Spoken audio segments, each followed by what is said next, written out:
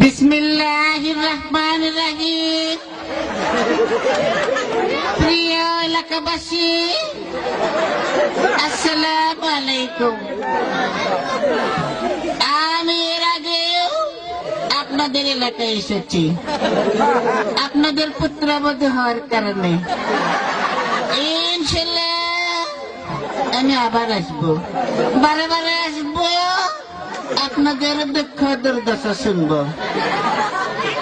আপনারা জানেন জিয়াউর রহমান এই বগুড়ায় জন্মগ্রহণ করেছে। আমি বলতে চাই যে বগুড়ায় জিয়াউর রহমান জন্ম নিয়েছে, সেই বগুড়ায় আওয়ামী লীগের জায়গা হবে না, হবে না, হবে না।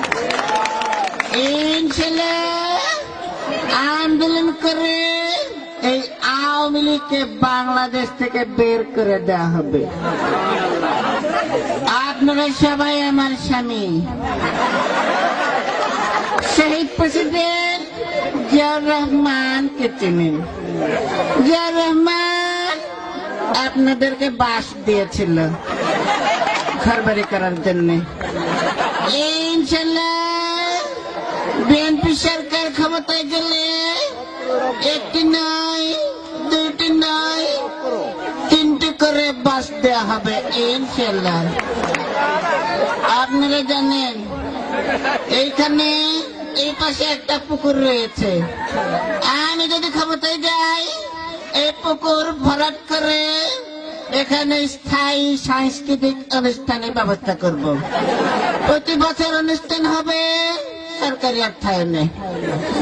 আপনারা গরু, আপনারা ছাগল, আপনারা ভেড়া পালন করে স্বাবলম্বী হবেন ইনশাআল্লাহ।